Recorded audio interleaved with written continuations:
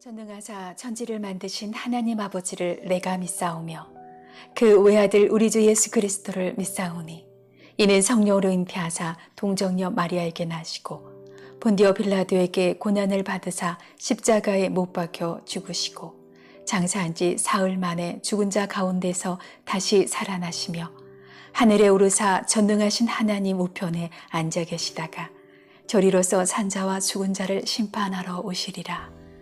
성령을 믿사오며 거룩한 공예와 성도가 서로 교통하는 것과 죄를 사하여 주시는 것과 몸이 다시 사는 것과 영원히 사는 것을 믿사옵나이다.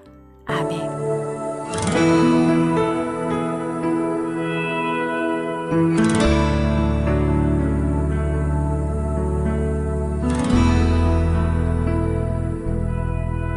주님 말씀하시며 내가 나가리다. 주님 뜻이 아니면 내가 멈춰서리다. 나의 가고 서는 것 주님 뜻에 있으니 오 주님 나를 이끄소서.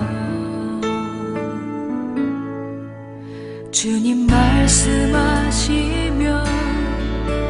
내가 나가리다.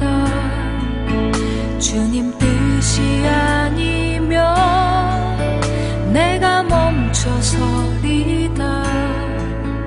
나의 가고 서는 것 주님 뜻에 있으니 오 주님 나를 이끄소서. 뜻하신 그곳에 나 있기 원합니다. 이끄시는 대로 순종하며 살리니 연약한 내 영혼 통하여 일하소서. 주님 나라와 그 뜻을 위하여.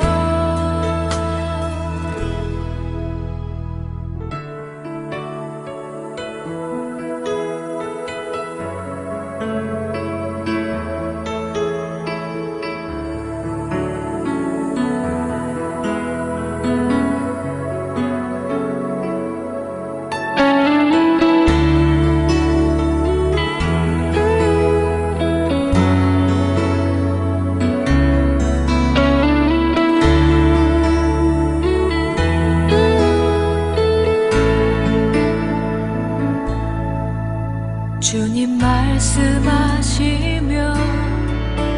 내가 나가리다. 주님 뜻이 아니면 내가 멈춰서리다.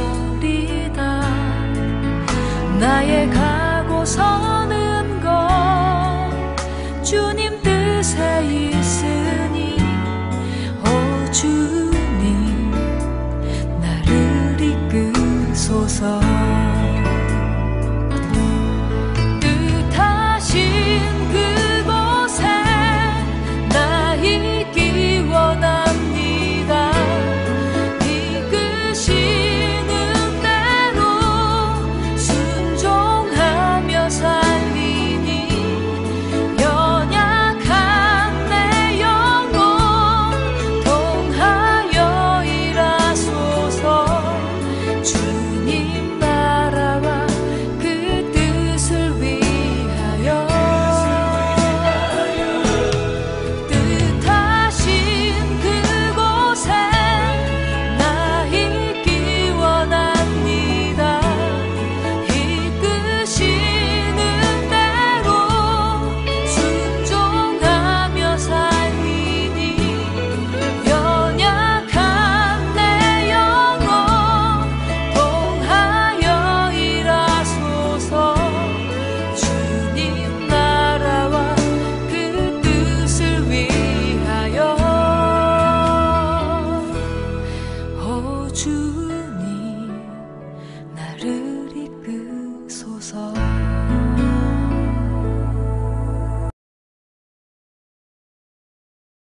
야곱이 고개를 들어보니 에서가 장정 400명을 거느리고 오고 있었다.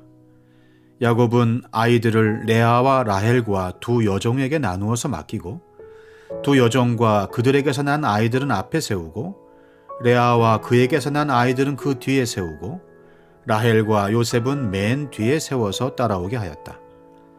야곱은 맨 앞으로 나가서 형에게로 가까이 가면서 7번이나 땅에 엎드려 절을 하였다. 그러자 에서가 달려와서 그를 끌어안았다. 에서는 두 팔을 벌려 야곱의 목을 끌어안고서 입을 맞추고 둘은 함께 울었다. 에서가 고개를 들어 여인들과 아이들을 보면서 물었다. 네가 데리고 온 이 사람들은 누구냐? 야곱이 대답하였다. 이것들은 하나님이 형님의 못난 아우에게 은혜로 주신 자식들입니다. 그러자 두 여종과 그들에게서 난 아이들이 앞으로 나와서 엎드려 절을 하였다. 다음에는 레아와 그에게서 난 아이들이 앞으로 나와서 엎드려 절을 하였다. 마지막으로 요셉과 라헬이 나와서 그들도 엎드려 절을 하였다. 에서가 물었다. 내가 오는 길에 만난 가축대는 모두 웬 것이냐? 야곱이 대답하였다. 형님께 은혜를 입고 싶어서 가지고 온 것입니다. 에서가 말하였다. 아우야, 나는 넉넉하다. 너의 것은 네가 가져라. 야곱이 말하였다. 아닙니다, 형님. 형님께서 저를 좋게 보시면 제가 드리는 이 선물을 받아주십시오. 형님께서 저를 이렇게 너그럽게 맞아주시니 형님의 얼굴을 뵙는 것이 하나님의 얼굴을 뵙는 듯합니다. 하나님이 저에게 은혜를 베푸심으로 제가 가진 것도 이렇게 넉넉하게 되었습니다. 그러니 제가 형님께 가지고 온 이 선물을 기꺼이 받아주시기 바랍니다. 야곱이 간곡히 권함으로 에서는 그 선물을 받았다. 시작과 기원의 책 창세기. 독일의 정신분석학자 볼프강 러흐는 정신분석의 핵심은 문제와 갈등에 새로운 의미를 창안해내려는 노력이라고 말했습니다. 신앙의 핵심도 이와 같습니다. 내가 겪은 문제와 갈등, 고난과 상처에 새로운 의미를 부여하는 것이 신앙이죠. 일어난 사건이 아니라 더 중요한 것은 그 사건을 어떻게 해석하느냐이지요. 바울은 자신에게 닥친 고난을 이렇게 해석하고 있는데요. 로마서 5장 3절에서 4절입니다. 다만 이뿐 아니라 우리가 환난 중에도 즐거워하나니 이는 환난은 인내를, 인내는 연단을, 연단은 소망을 이루는 줄 알미로다.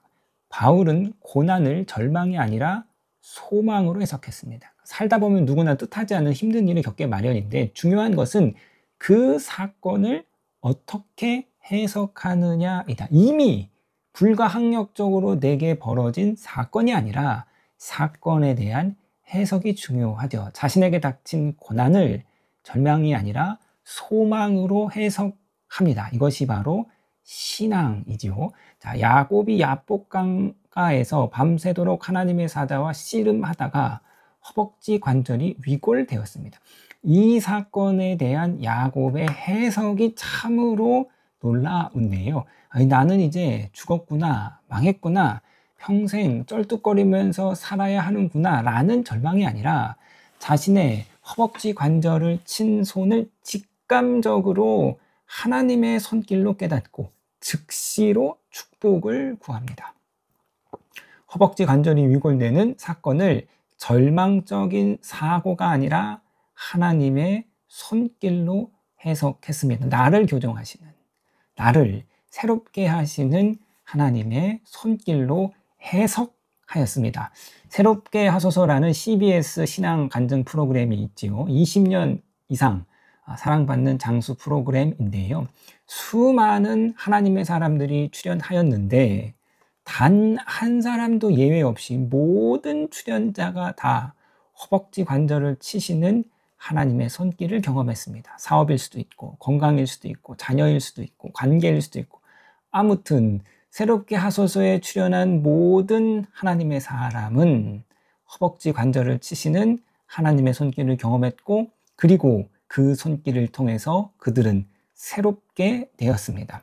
내 삶 속에 허벅지 관절이 위골되는 사건이 있었다면 나를 새롭게 새롭게 하시는 하나님의 손길로 해석할 수 있습니다.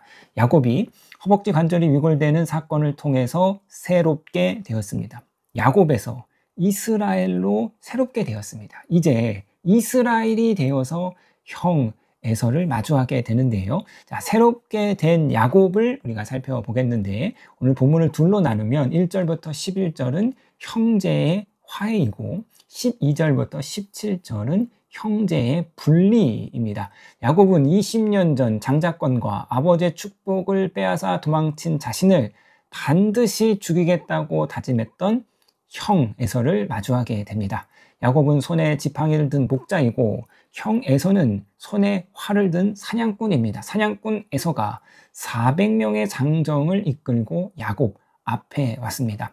야곱은 자신의 가족을 셋으로 분류하는데요. 여종과 여종의 자녀들을 제일 앞에 두고 레아와 그의 자녀들을 그 다음에 두고 라헬과 요셉을 제일 뒤에 두었습니다. 자신이 사랑하는 아내와 자녀를 제일 뒤에 두었죠. 그리고 야곱은 가족들 앞에 서는데요. 33절에 보시면 야곱은 맨 앞으로 나아가서 전날 밤에 하나님의 사자와 씨름하기 이전에, 변화되기 이전에 야곱은 두 아내와 여종과 자식들을 모두 야복강 강가를 건너게 하고 자신은 제일 뒤에 홀로 숨었습니다. 그런데 새롭게 된 야곱은 가족 맨 앞에 섰습니다. 그리고는요, 바짝 엎드리는데요. 3절 보시겠습니다. 야곱은 맨 앞으로 나아가 형 에서에게로 가까이 가면서 7번이나 땅에 엎드려 절을 하였다. 야곱이 절뚝거리는 다리를 끌고 가족 앞으로 나아가서 에서를 향해 7번 절을 합니다. 7번 절은 고대 사회에서 봉신이 주군에게 행하는 관례였습니다. 야곱이 마치 왕을 맞이하듯이 에서 앞에서 바짝 엎드렸습니다. 사랑하는 성도님 여러분, 이 엎드림이 야곱의 변화의 첫 번째 모습입니다. 야곱은 이제 엎드릴 줄 아는 사람이 되었습니다. 이 엎드림에는 두 가지 의미가 담겨져 있는데요. 복종과 사죄입니다. 야곱의 엎드림은 굴복이 아니라 복종이죠. 굴복은 힘이 없어서 어쩔 수 없이 고개를 숙이는 행위라면, 복종은 자발적인 순종입니다. 니체는요, 살아있는 모든 존재는 권력이 필요하다고 말했습니다. 권력은 사람들 사이에 언제나 존재합니다. 크고 작은 공동체, 가족에서 시작해서 학교, 직장, 교회, 그리고 국가에 이르기까지 모든 조직에는 권력이 필수적으로 존재하지요. 그래서 사람들 사이에 항상 권력을 차지하기 위해 다툼이 존재합니다. 부부 사이에, 형제 사이에, 회사에서, 학교에서, 교회에서 어디든지 권력의 다툼이 존재하죠. 야곱과 에서, 이 쌍둥이 형제도 권력 다툼을 벌였습니다. 20년 전 야곱은 형 에서의 장자권을 빼앗았습니다. 어떻게 해서든지 형을 속이고 아버지를 속여서 장자의 권력을 차지하려 했습니다. 그런데 본문에서 야곱은 이제 에서 앞에서 바짝 엎드렸습니다. 에서를 마치 자신의 주군처럼 왕처럼 여깁니다. 야곱은 이제 권위에 복종할 줄 아는 사람이 되었습니다. 자, 성경은 복종을 말하고 있는데요. 하나님께 복종하여라. 야고보서 4장 7절에 그런즉 너희는 하나님께 복종할지어다. 하나님뿐만 아니라 땅 위의 권세에게도 복종하라. 로마서 13장 1절에 각 사람은 위에 있는 사람들에게 복종하여라. 더하여서 권세 있는 사람뿐만 아니라 피차 서로 복종하라고 말하는데요. 에베소서 5장 21절에 그리스도를 경외함으로 피차 복종하여라. 그러면서 세 가지 예시를 이어가고 있습니다. 남편과 아내가 서로 복종하고, 부모와 자녀가 서로 복종하며, 종과 주인이 서로 복종하여라. 공동체가 존립하기 위해서는 공동체 안에 세워진 권위에 대한 복종이 필수적이고, 권위가 무너지면 공동체는 존립할 수 없습니다. 그런데 이 복종을 할 줄 모르는 사람이 많습니다. 권위와 질서를 인정하고 받아들이지 못하고 기꺼이 순복해야 할 권위를 따르지 않습니다. 권위주의는 잘못된 것이지만 권위 자체는 잘못된 것이 아니죠. 권위주의는 옳고 그름을 그르지 않고 무조건 덮어놓고 권위를 따르는 것, 이것은 잘못된 것이지만, 그러나 권위 자체는 잘못된 것이 아닙니다. 오늘날 이 권위주의를 부정하는 것을 넘어서 권위 자체가 부정되는 시대가 되어버렸습니다. 포스트 모더니즘, 즉 탈권위적인 시대이죠. 우리 사회의 많은 부분에서 권위가 무너졌습니다. 교권이 붕괴되었죠. 선생님의 권위가 다 무너졌습니다. 가장의 권위가 다 무너졌습니다. 이제 가정에서 가장 권위 있는 사람은 가장이 아니라 자녀가 되어버렸습니다. 내 새끼 기 안 죽이려고 아이 앞에서 엄마 아빠가 벌벌 기는 거죠. 유대인들은요, 아이 앞에서 선생님의 권위를 철저하게 지켜준다고 합니다. 자식 앞에서 부모가 선생님의 권위를 무너뜨리는 행위는 자녀의 길을 살려주는 것이 아니라 자녀를 망치는 길입니다. 우리는 결코 자녀들 앞에서 아버지의 권위, 선생님의 권위, 국가의 권위를 무너뜨리는 언행을 해서는 안 되죠. 우리는 결코 내 자녀 앞에서 하나님의 권위, 말씀의 권위, 교회의 권위를 무너뜨려서는 안 됩니다. 다시 말씀드리지만 오늘날 복종할 능력이 없는 사람이 많습니다. 정당한 권위에게 순복할 줄 모르는 사람이 많습니다. 하나님이 세우신 권위와 질서에 순복할 줄 모르는 삶의 태도는 대단히 잘못된 것입니다. 자, 야곱의 변화 첫 번째, 야곱은 권위에 순복하는 사람이 되었습니다. 두 번째로 야곱의 엎드림은 사죄의 엎드림입니다. 20년 전에 형을 속이고 장자권을 빼앗고 아버지의 축복을 빼앗은 잘못에 대한 사죄의 엎드림입니다. 야곱의 사죄의 엎드림이 에서의 마음을 움직였습니다. 다리를 절뚝거리면서 자신을 향해 7번 절하는 동생 야곱의 모습을 본 에서는 급히 달려와서 야곱을 안고 입 맞추고 용서와 화해의 눈물을 흘렸습니다. 1970년 독일의 빌리 브란트 총리는 2차 세계대전 피해국 폴란드를 방문해 피해자 기념물 앞에서 헌화를 하다가 갑자기 시나리오 없이 무릎을 꿇었습니다. 전범국 독일 총리의 사죄의 무릎에 전 세계가 감동했습니다. 이 사죄의 무릎이 진정성 있는 사과로 받아들여졌고 무엇보다 나치의 침략으로 말할 수 없는 고통을 겪었던 동유럽 사람들에게 서독에 대한 새로운 이미지를 심어 주었습니다. 결국 이 무릎의 사죄가 전쟁의 흔혈을 겪은 유럽 국가들의 연합의 출발점이 되었고, 또한 이 사죄가 오늘날 초강대국 독일의 출발점이 되었습니다. 독일 총리의 엎드림을 굴욕으로 평가하는 사람은 아무도 없지요. 사랑하는 성도님 여러분, 때로는 엎드림이 능력입니다. 엎드림이 갈등을 해결하는 열쇠가 될 수 있고, 엎드림이 사람의 마음을 움직이는 핵심 키가 될 수 있습니다. 만약 야곱이 거래해서 형의 마음을 풀려고 했다면, 야곱이 또 꾀를 써서 형의 마음을 움직이려고 했다면, 야곱이 핑계대고 자신의 처지를 하소연했다면 과연 형에서의 마음이 움직였겠는가? 자녀가 잘못을 했는데 자꾸 이 핑계 저 핑계를 대면 부모가 더 화가 납니다. 엄마, 내가 잘못했어. 이 한마디에 부모의 마음이 녹는 것이죠. 한 번만 엎드리면 깊은 갈등이 눈 녹듯이 해결될 텐데, 그런데 엎드릴 수 있는 능력이 없습니다.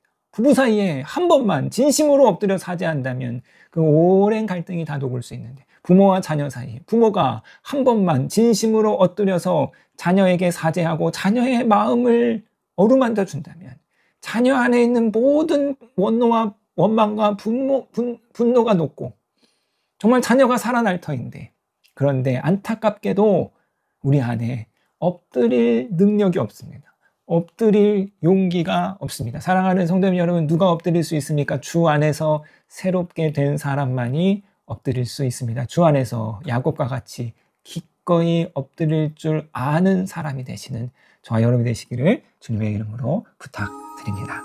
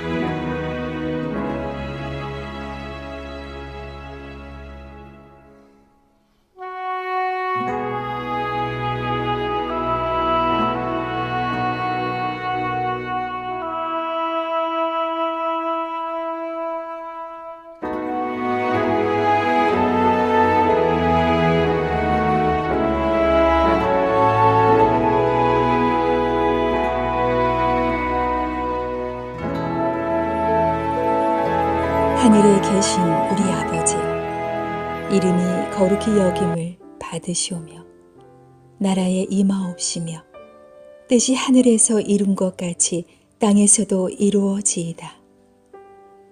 오늘날 우리에게 일용할 양식을 주옵시고 우리가 우리에게 죄 지은 자를 사하여 준 것 같이 우리 죄를 사하여 주옵시고 우리를 시험에 들게 하지 마옵시고 다만 악에서 구하옵소서. 대개 나라와 권세와 영광이 아버지께 영원히 있사옵나이다.